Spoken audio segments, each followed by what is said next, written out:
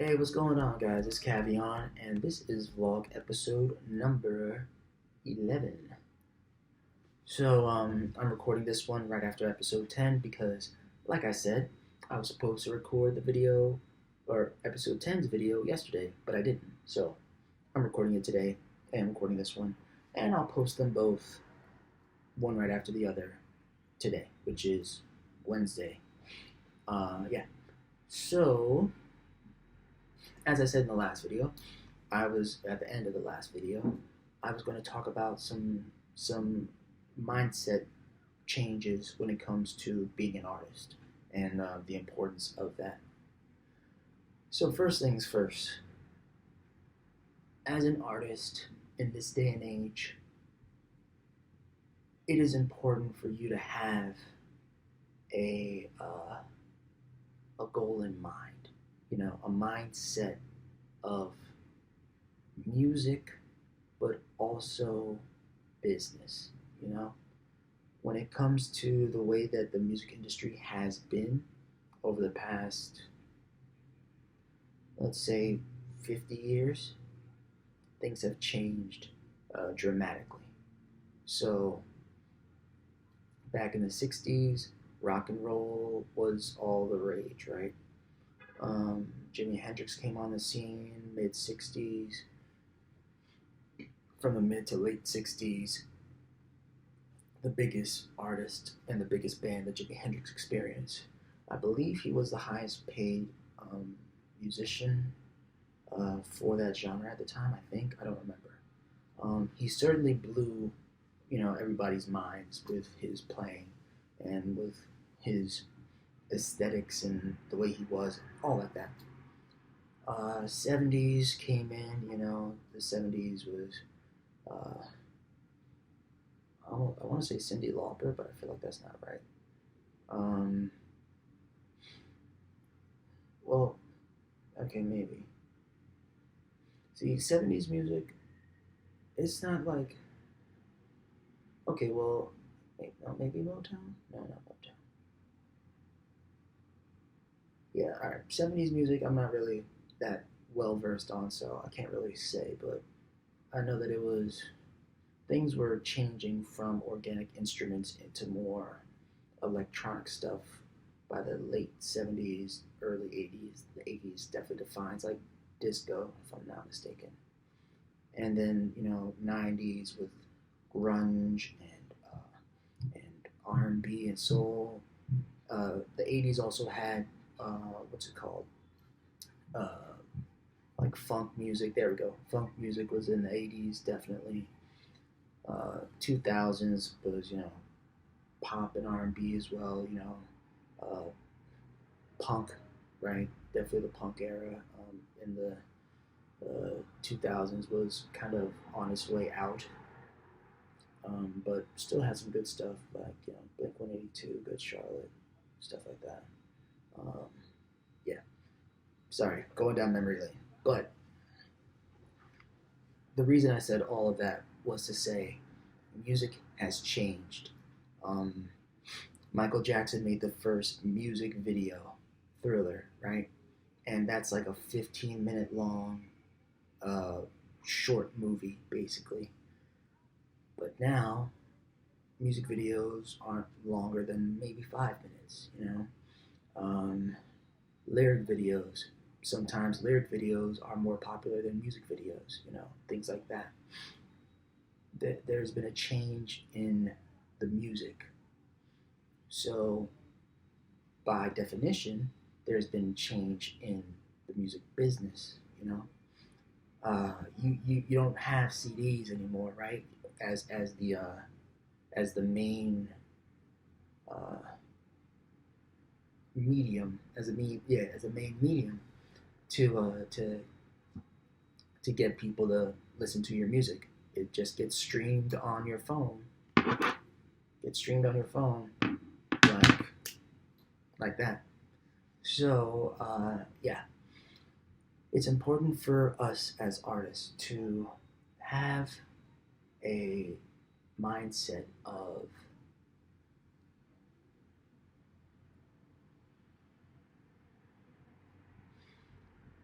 a mindset of positivity and a mindset of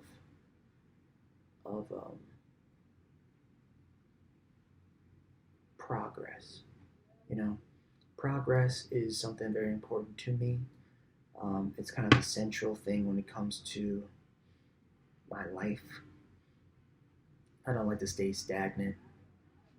Um, so yeah, it's important for you to understand the importance of getting yourself in that mindset. So, first things first, PRO, right? I've mentioned this in a previous video, so if you've heard it before, bear with me.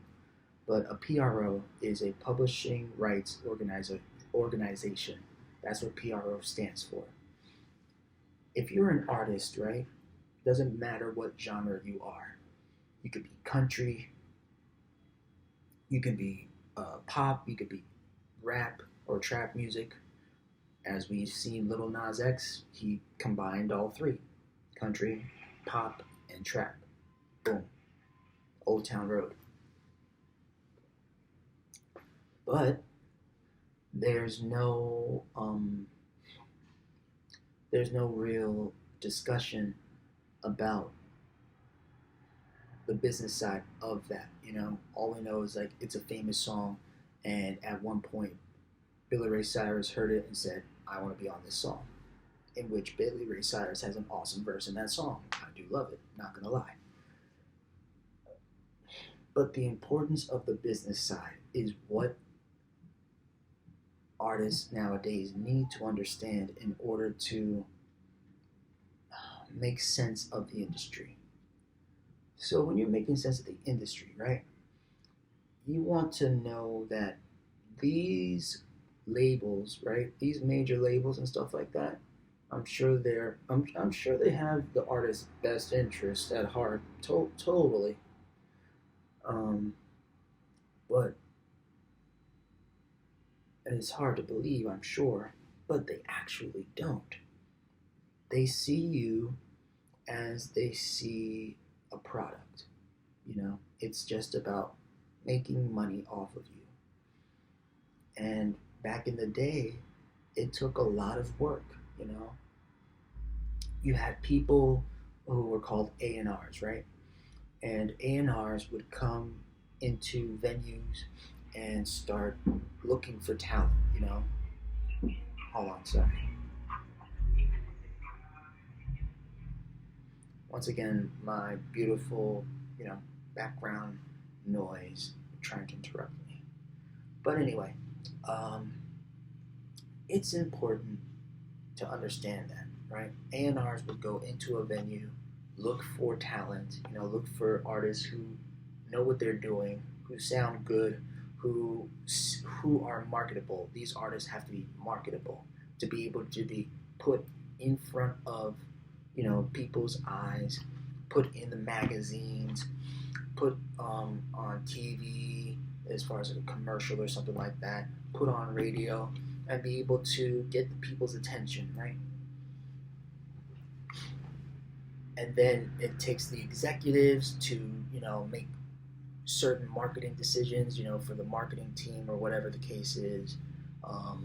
Then you have, if you're a band, you have to then get, you have to get someone who knows how to engineer your music, mix it and master it, right? If you are just a singer and you don't know how to play an instrument, then you have to get a producer. You have to have someone who can produce these beats for you, who can create this amazing sound for you to sing over.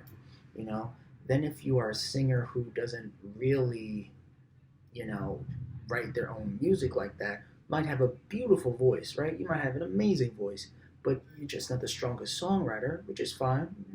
Not not trying to throw a shade, but yeah, sometimes that happens.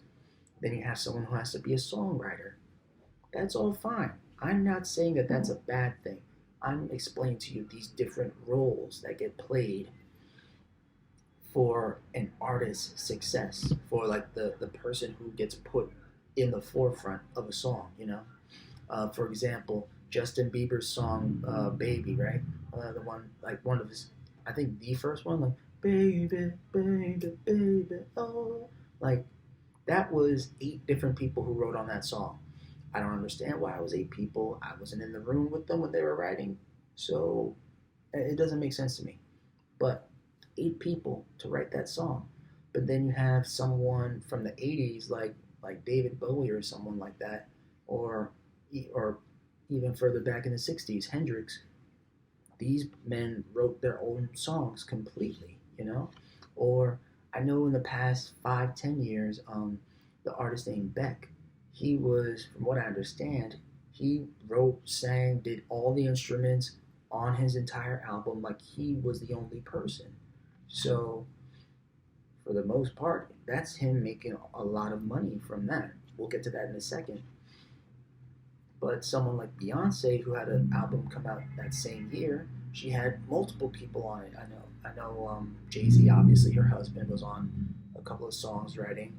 I think Justin Timberlake was writing on some stuff, so on and so forth. And that's fine. Everyone approaches their musical projects differently. But once again, background noise.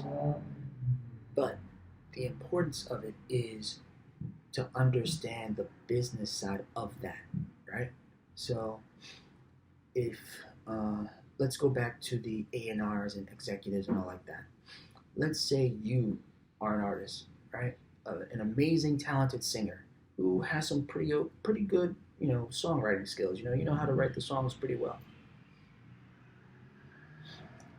If if that's all that you have, which is fine, but if all you have is the singing and some level of songwriting down, that means you will need a producer, an engineer who's also mixing and mastering. So an engineer mixes and masters your music, so that way the sounds are in the right place in the headphones. Everything's not coming at you at once. You know, certain sounds aren't louder than certain other sounds because it's like just um, little ear candy pieces and things like that. You have the executives and those people who help out with marketing and promotion, and then you have the A&Rs, which A&Rs necessarily aren't needed now. I mean, in some ways they can be, but it's kind of phased out. Like their usefulness is kind of faded out because of social media. But yeah, so all those different people, right? And then let's just say you want to have a person whose job specifically is to write songs for people, which is called a ghostwriter. I know Drake has had ghostwriters before, or at least I've heard that. I don't know if it's true. Oh, excuse me. I don't know why, but I burp in all of my videos. Might be a nervousness thing, but still here. So yeah, so all those roles, right? If you have one song, right? You have one song that's out, or one song that you're preparing, or you know what? Let's make it easy. One song. You have one song, and you have all those roles that need to be filled. A song is 100 points, right? So you could get 100 points on a record or an album, what have you. 100 points is like 100%. So points and percent are the same thing. So if I switch between the two explaining this, you know they both mean the same thing. If you have 100 points and you're creating one song, you if you have a producer, someone who's creating the instrumental track for you, they can negotiate to get at the very least, if I'm not mistaken, 5%. I think I could check it on my phone, but from what I understand, 5% the uh, is the percentage that I'm sorry, 1 to 5%, right? 2% per album, 5% per record. So at the top tier is 5% that they could get off that record. So 5 points. Uh, the songwriter can also get between 1 and 5%. The engineers and the A&Rs and the executives, the percentage varies, but because these people are doing kind of a lot of the behind the scenes stuff that usually people aren't going to pay attention to on the credits of who did what if you have a hard copy of that, but wherever that info is, people aren't usually looking for it, so the percentage varies, but they can ask for a good percent. Now the artist can get anywhere between 2% and 50%, 2% to 50%, and that's where it starts to get complicated a little bit, because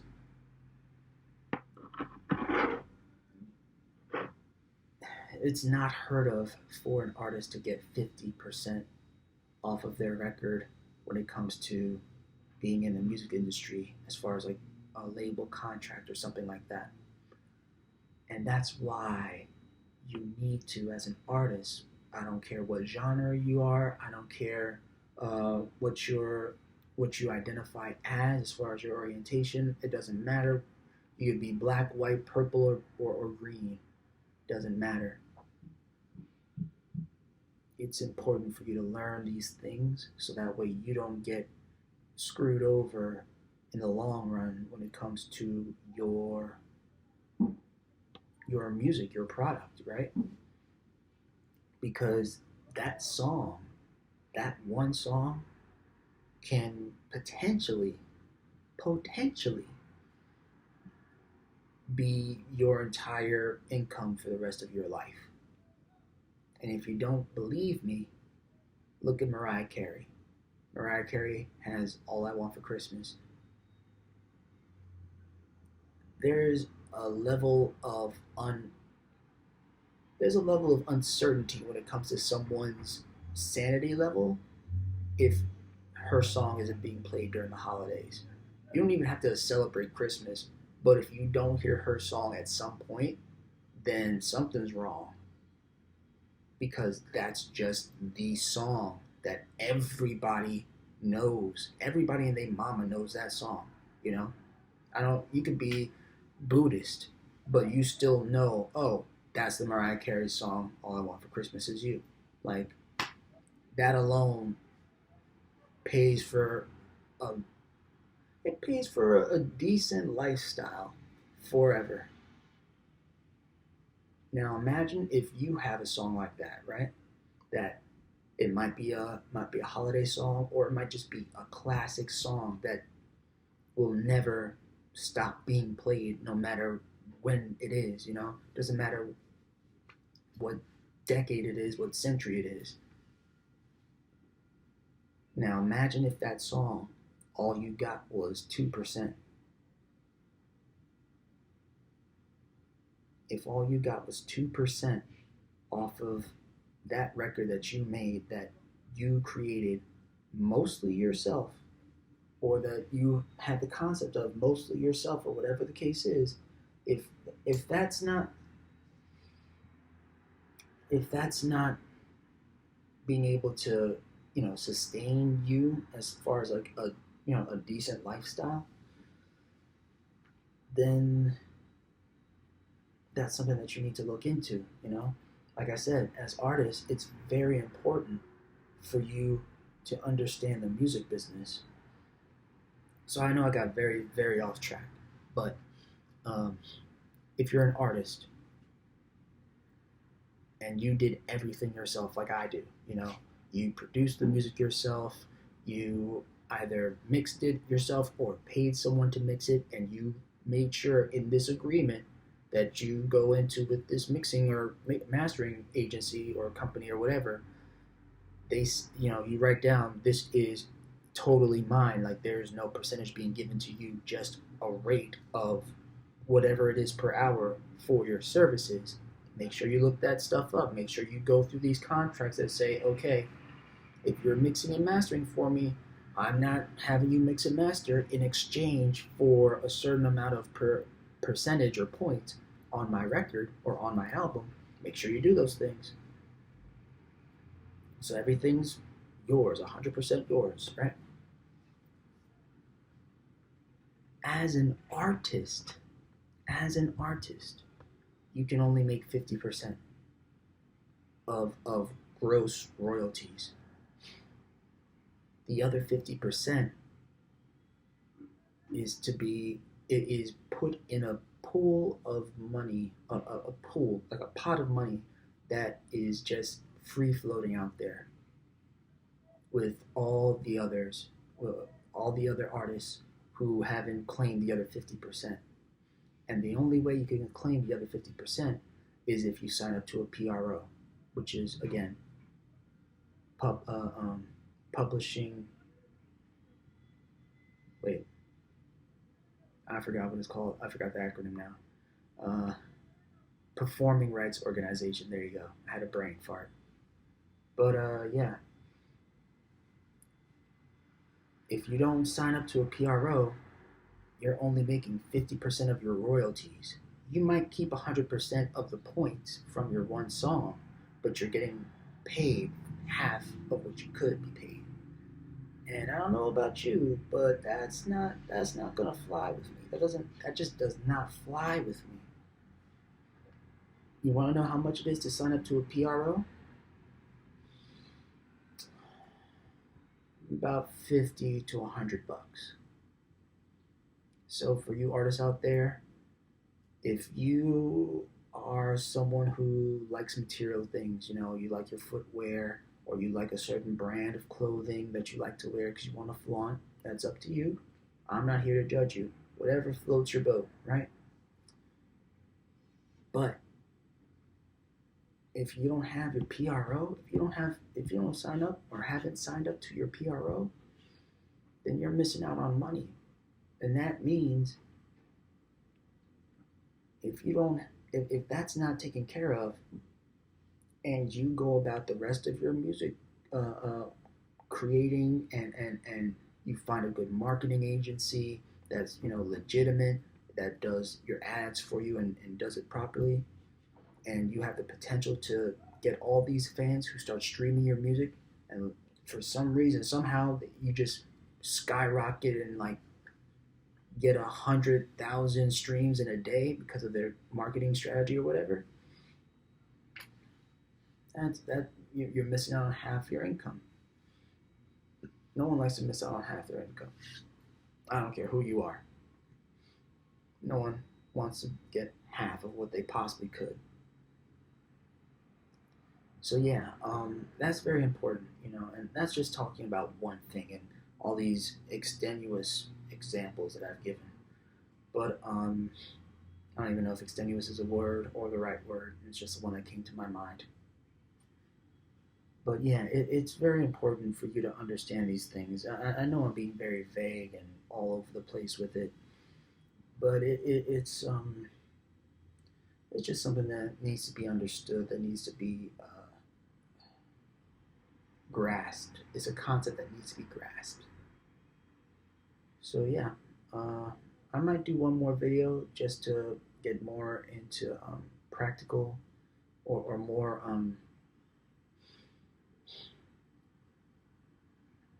practical, yes, but also more cohesive examples. Actually, I think I'm going to do that so that way you guys understand. This one was a little bit of a rant, but I wanted you guys to kind of get what I think of outside of my music. So, like I said, this vlog is about my thoughts outside of creating my music and my thoughts about the business side of music. So that way you get the method to my madness. So yeah, I hope you enjoyed this video. Like, comment, share, and subscribe. Hope you guys are taking care. Hope you guys are doing well. I'll probably do that video, right after this one. So yeah, you guys take care and be safe.